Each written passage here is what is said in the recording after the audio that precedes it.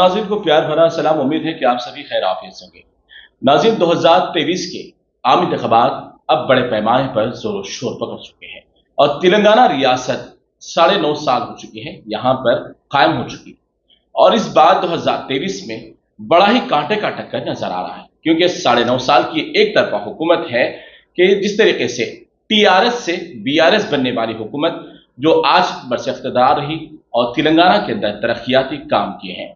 अब दूसरी तरफ अगर देखें तो गुज़िश्ता 50 से 60 साल हुकूमत करने वाली कांग्रेस भी अब यहां पर एड़ी चोटी का जोर लगा रही है। अगर देखा जाए, अगर 50 से 60 साल अगर आप हुकूमत करते हैं, फिर उसके बाद आपको नाकामी मिलती है, फिर एक बार यहां कामयाबी हासिल करने के लिए आप जो कोशिश कर रहे हैं, कहीं ना कहीं आपके अंदर खामी की वजह से आप गुज़िश्ता में फेल हुए हैं। तो अब इस बार तेलंगाना में फिर दोबारा या फिर कार चलेगी या फिर हाथ को लोग हाथ देंगे। तो इन तमाम हालात का जायजा लेने के लिए हमारा उर्दू मीडिया फेडरेशन तमाम आला सीनियर ओहदेदारों से भी मुलाकात का सिलसिला जारी रखा हुआ है और आज भी खास मुलाकात के जरिए तेलंगाना जिस तरीके से नंबर 1 कहा जा रहा है और तेलंगाना को जिस तरीके से नुमाया मकाम हासिल हो रहा है, उसके तेलंगाना के वज़ीर दाखिला जनाब मोहम्मद महमूद अली साहब आज हमारे साथ खास मुलाकात प्रोग्राम में है। मैं उनका आज के खास मुलाकात प्रोग्राम में तहे दिल से इस्तकबाल करता हूं। बहुत बहुत शुक्रिया कि आपने हमें कीमती वक्त दिया ताकि हम आज के अहम मुद्दों पर आपसे बात कर सकें। तो चलिए, सबसे पहले मैं हमारे वज़ीर दाखिला जनाब मोहम्मद महमूद अली साहब से मुबारकबादी के साथ ये अपनी बात का आगाज करूंगा कि आपको वज़ीर दाखिला से कबल नायब वज़ीर आला का ओहदा दिया गया। तो मैं सबसे पहले आपकी सियासी मैदान से इस बात को शुरू करूंगा। जनाब मोहम्मद महमूद अली साहब, आपसे सबसे पहले ये सवाल है कि आपका जो सियासी कैरियर है, यानी आप तेलंगाना के बनने के बाद लोगों के दरमियान आए हैं, तो इससे कबल आपका सियासी मैदान से क्या ताल्लुक है? अब्दुल्ला साहब, सबसे पहले आपके नाज़रीन को मेरा आदाब अर्ज करना चाहता हूँ। और दूसरी बात, आपने जो सवाल किया, मैं पहले किसी पार्टी में नहीं था। 2001 में तेलंगाना पार्टी कायम हुई, उससे पहले केसीआर साहब ने अपने ओहदे को इस्तीफा दिया था। वो मिनिस्टर थे, ट्रांसपोर्ट मिनिस्टर थे, डिप्टी स्पीकर थे। वो फिर से तेलंगाना तहरीक शुरू करने की बात की थी। मैंने अखबार में पढ़ा, मैं खुद जाके केसीआर साहब से मिला और कहा कि मैं भी तेलंगाना चाहता हूं, क्योंकि तेलंगाना अवाम के साथ बड़ी नाइंसाफी है जी। जब केसीआर साहब ने कहा आइए महमूद भाई आप भी हमारे साथ जुड़ जाइए, मैं जुड़ गया उनके साथ। कुछ दिन के बाद पार्टी का क़याम अमल में आया। जब से सीएम साहब के साथ हूँ और सीएम तेलंगाना तहरीक में उनके साथ जुड़ा रहा। तेलंगाना हासिल हुआ 14 साल की जद्दोजहद के बाद, और केसीआर साहब ने मुझे पहली बार डिप्टी चीफ मिनिस्टर का ओहदा दिया, रेवेन्यू मिनिस्टर दी, और फिर सेकंड टाइम में होम मिनिस्टर का ओहदा दिया। मैं सीएम साहब का शुक्रिया अदा करता हूँ और मैंने अपने फ़राइज़ अंजाम देने में कोई कोताही नहीं की है। हमेशा पार्टी की लॉयल्टी में रहता हूँ और मुझे फ़ख्र है। लीडर तो बहुत होते हैं दुनिया में, बहुत से लोग बड़े बड़े ओहदों पे जाते हैं। मेरे हिसाब से हिंदुस्तान में नंबर 1 कोई लीडर है, सेकुलर लीडर है और मुसलमानों को चाहने वाला कोई लीडर है तो वो केसीआर साहब। केसीआर साहब यकीनन पॉलिटिक्स में बहुत सीनियर है, मगर उन्होंने हमेशा एक बात कहा करते हैं, जो भी लोग पॉलिटिक्स में आना चाहते हैं आइए ज़रूर, वेलकम, मगर उनको 2 लोगों से बड़ी मोहब्बत होना चाहिए। 2 बातों में बताते हो, एक तो अपने वतन से मोहब्बत होना चाहिए, दूसरी वतन में बसने वालों के साथ मोहब्बत होना चाहिए। बराबर। दुनिया आज के ज़माने में लोग सियासत का इस्तेमाल कर रहे हैं, मज़हब की बुनियाद पर कर रहे हैं, जिसकी वजह से लोगों की तरक्की रुकी है, मुल्क की तरक्की रुकी है। मगर केसीआर साहब सारे कौमों को एक साथ देखते हैं। पुराने लोग कहा करते थे, निज़ाम हमेशा कभी कभी कहा करते थे, हिंदू और मुसलमान मेरे 2 आंख हैं। मैं समझता हूँ उसी के नुक्ते नज़र से आज बादशाह तो बादशाह होते हैं, चीफ मिनिस्टर भी बादशाह से कम नहीं होते। अक्सर आपका एक मशहूर कलाम और एक लफ्ज़ इस्तेमाल करते हैं कि नंबर 1 तेलंगाना के केसीआर नंबर 1। तो किस वजह है कि क्या इनकी नज़र में वाकई जो इस तरह से आप कह रहे हैं कि हिंदू मुसलमान को वो 2 नज़रिया नहीं बल्कि एक नज़र समझते हैं, तो इसकी वजह से आप नंबर 1 का मकाम दे रहे हैं? अब्दुल्ला साहब, एक बात मैं आपसे पूछना चाहता हूँ, आप एक अच्छे सहाफ़ी है, स्मार्ट आदमी है, आप बताइए 2014 से पहले फिसादात क्यों नहीं रुके? जी, बड़ा सवाल। हिंदुस्तान तो 1947 में आज़ाद हुआ, 1948 में इस तेलंगाना स्टेट को इंडिया में जम किया गया। जब से लेकर 2014 तक फिसाद रुका क्या बताइए आप, किसी के दौर में रुका क्या? बराबर। चाहे वो तेलुगु देशम 18 साल हुकूमत की, ये बड़ी अहम बात है। बराबर। कांग्रेस 50 साल हुकूमत की, तेलंगाना स्टेट इतनी पुरअमन है, हैदराबाद खास तौर से। आप देखिए रात का टाइम ऐसा होता था, कुछ गलियां थे आप भी जानते हैं, बराबर, बेशक। कुछ लोग मुसलमान भाई नहीं जाते थे, कोई गलियों में हिंदू भाई नहीं आते थे रात का टाइम। और हमारे आज के टाइम पे देखिए बुर्कापोश खवातीन रात के 1 बजे 2 बजे भी वो गलियों में से आसानी से गुजरते हैं। ये बात सही। वहां किसी किस्म का डर खौफ नहीं है। आज ये डर खौफ निकालने वाला कोई लीडर तो केसीआर साहब। जिस तरीके से, चलिए, बहुत ये बात अहम है कि 2014 के बाद से अब तक कोई फिसादात नहीं हुए, ये तो हम भी मानते हैं, क्योंकि जब कोई रियासत के अंदर कोई हिंदू मुस्लिम का जब फिसाद छिड़ता है तो अमीर रह ही जाते हैं, उनकी और भी मजीद तरक्की चलती है, लेकिन एक गरीब अफराद, एक शख्स के ऊपर बहुत बड़ा इसका वजन पड़ता है। 6 माह वो पीछे हो जाता है, 1 साल पीछे हो जाता है। यहाँ केसीआर साहब के लिए ये बात वाकई बहुत अच्छी है कि इन्होंने यहाँ पर अपना जो वायलेंस होने वाले वाकयात है, कर्फ्यू वगैरह जैसे मामलात को बहुत ही अच्छा रखा। अब आपको लेकर एक सवाल करते हैं, जब से आपको होम मिनिस्ट्री का भी एक ओहदा दिया गया, और बड़ी अच्छी बात है कि केसीआर साहब कैबिनेट में एक मुसलमान को एक अच्छे ओहदे पर फायज किया, तो क्या जब से आपको होम मिनिस्ट्री का जो ओहदा दिया गया तब से आपने मुसलमानों का क्या फायदा किया? देखिए साहब, इसमें हिंदू और मुसलमान नहीं होते लैंड ऑर्डर में। जी। लैंड ऑर्डर एक ऐसा सब्जेक्ट है जिसके अंदर बिला मजहब मिल्लत इंसाफ देना पड़ता है। जी। मैंने मुकम्मल इंसाफ दिया है, मुसलमान हो हिंदू हो। जी। ये जब भी जो लोग मेरे पास आते हैं, मेरे को जितना मुसलमान चाहते हैं उतना हिंदू भी चाहते हैं। जी। आप कभी भी बाहर सर्वे कर लीजिए, आप तो जर्नलिस्ट है, मेरे घर के दरवाजे खटपट कोई भी आ जाता है, 100% उसके साथ इंसाफ करता। मैंने कई बार हमारे डीजी और कमिश्नर से किसी इंसाफ के मामले में कोताही की हुई तो मैंने कहा कि मैं 1 मिनट में इस्तीफा दे दूंगा, क्योंकि मुझे जो सीट दी गई है ये इंसाफ की सीट दी गई। मेरा काम है इंसाफ दिलाना। जो मासूम लोग आते हैं, मजलूम लोग आते हैं, उनके लिए मदद करना मेरा फर्ज है। मैंने पूरा 5 साल के अंदर मुकम्मल तरीके से केसीआर साहब ने मुझे जो ओहदा दिया गया उसे इंसाफ के लिए इस्तेमाल किया, और केसीआर साहब के जो तवक्कुआत थे अमन के, उसे पूरा का पूरा करने की कोशिश की। और ये डेफिनेट आज तेलंगाना स्टेट यकीनन इंडिया में नंबर 1 स्टेट है अमन के लिए। मैं नहीं कह रहा हूँ, आप जाके पूरे जो अदर स्टेट के लोग जो मेरे पास आते हैं, जब घूमने के बाद मुझसे मिलते हैं, मिल के कहते हैं कि होम मिनिस्टर साहब हम आके यहाँ 4 दिन हुआ है, गुजरात से कुछ लोग आए थे परसों, वो कह रहे थे कि हम देखने के बाद बड़ा ताजुब हुआ, हम शमशाबाद जा रहे थे तो लोग मोटरसाइकिल पे अपनी बीवी को बिठाकर आ रहे थे, उसके गले में 10 तोले 15 तोले सोना था। अरे हमारे पास तो हाथ में अंगूठी बेच के औरत बाहर नहीं जा सकती रात का टाइम। गुजरात के इलाके में, हाँ, जहाँ पर हमारे प्राइम मिनिस्टर का इलाका है। तो उन लोगों ने कहा कि यहाँ पर इतना अमन है, तो डेफिनेट पूरे हिंदुस्तान में सबसे कहीं अमन है तो हमारे स्टेट के अंदर है, क्योंकि हमारे सीएम साहब बहुत स्ट्रिक्ट है। लेकिन मेरा जो सवाल इसके अंदर ये था, मुसलमान यानी आपको जो पर्टिकुलरली एक मुसलमान होने के नाते ये ओहदा दिया गया, तो इसमें एक सवाल ये बनता है कि बहुत सारे मुसलमान भी आपकी एक सूरत होने की वजह से अपने अपने यानी ओहदे हासिल करने के लिए आपके सामने एक बिल पेश किए, यानी रिप्रेजेंट हुए, दरखास्तें दी कि ताकि वो भी पुलिस के महकमे में शामिल हो सके। लेकिन कई मरतबा ऐसा सुनने में आया कि बहुत सारे मुसलमानों को पुलिस के महकमे में दाखिला नहीं दिया गया। ऐसा रहता ये नहीं है कि चीफ होम मिनिस्टर के हाथ में नहीं रहता कि किसको भी मुलाजिमत दी जाए। जी। हमारे पास बाज़ाब्ता मुलाजिमत के लिए एक कमीशन बैठा रहता है। जी।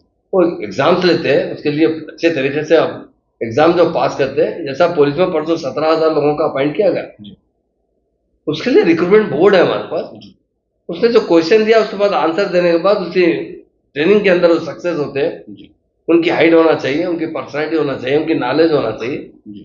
उसके बाद वो उनको जॉब दिया जाता है। जॉब मेरे हाथ में नहीं रहता। अगर कोई मुसलमान आ गया कि मुझे पुलिस में जॉब दिया जाए, ये नामुमकिन है। कोई हिंदू भी अगर होम मिनिस्टर होता वो भी नहीं दे सकता। तेलंगाना स्टेट बनने के बाद सीएम साहब ने जिस तरह रूल्स पास किए, जिस तरह सिस्टमेटिक काम कर रहे हैं, उसमें कोई रिकमेंडेशन नहीं रहा। हाँ, मुसलमान आते हैं मेरे पास, डेफिनेट आते हैं, मैं बहुत काम करता हूँ। मुसलमान का कोई भी मुस्लिम तकलीफ में आता है, मेरे पास जब आता है मैं ओपनली उनके लिए काम करता हूँ, इसलिए कि मैं एक ही होम मिनिस्टर, एक ही मुस्लिम मिनिस्टर हूँ। हमारे अलावा और कई हिंदू मिनिस्टर्स हैं जहाँ पर हिंदू सिख दूसरे भाई जा सकते हैं। मेरे पास जो अकलियतें आते हैं, तकलीफों का मैं सभी का मिनिस्टर हूँ, पर उनकी तकलीफ दूर करने की पूरी कोशिश करता हूँ। जी।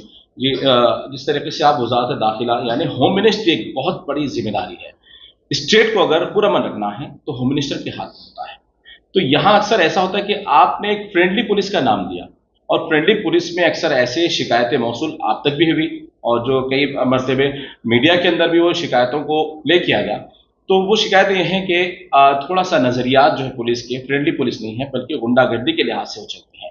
इस बार आपसे कई मरतबा तयक्कुन की भी बात आई थी, लेकिन इस मामले पे कई कत्ल गारतगिरी के मामलात भी पेश आए हैं। काफी आपने संभाला, बहुत अच्छी बात है, लेकिन कई ऐसी जहनीत वाले अफराद हैं जो पुलिस स्टेशन के अंदर मुसलमानों के साथ, खास तौर पर इसलिए मुसलमान का नाम ले रहा हूं क्योंकि एक आपका वजारत जुड़ा हुआ है, इसीलिए तो उनके ताल्लुक से आप क्या कहेंगे इस बारे में?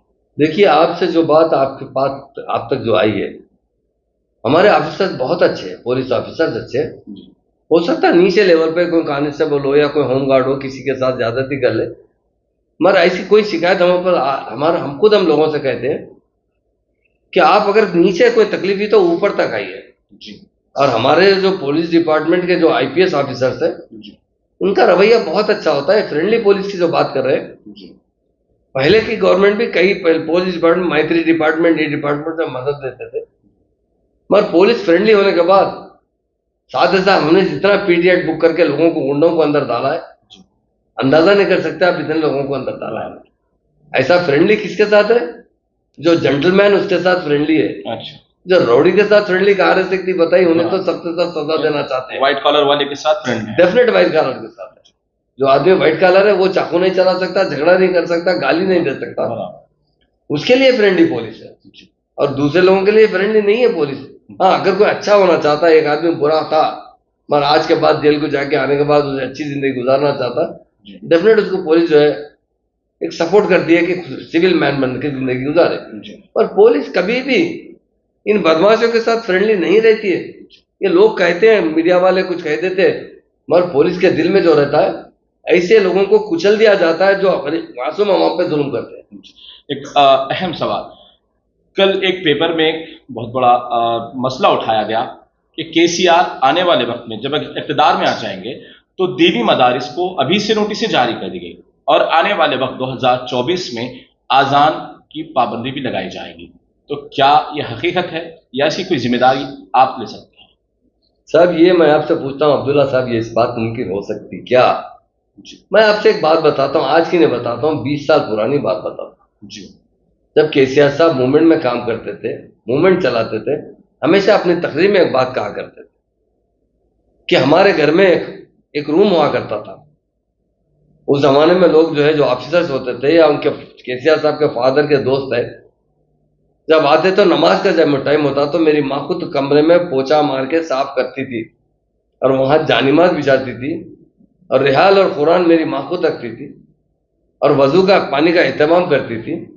केसीआर साहब के उस सेकुलर लीडर आप हिंदुस्तान में बता दीजिए, वो बचपन से इस्लाम के बारे में जानते हैं। और ये जो अफवाह है, ये जो दीनी मदारिस के मामले में जो नोटिस की बात आई है, वो एक सर्वे नोटिस है, वो हमारे से नहीं है। चाइल्ड वेलफेयर डिपार्टमेंट, वो सेंट्रल गवर्नमेंट वाले उनसे फिगर्स मांगते रहते हैं। और मैं आपके जरिए बताना चाहता हूँ दीनी मदारिस के जितने जिम्मेदार लोगों को, किसी को घबराने की जरूरत नहीं।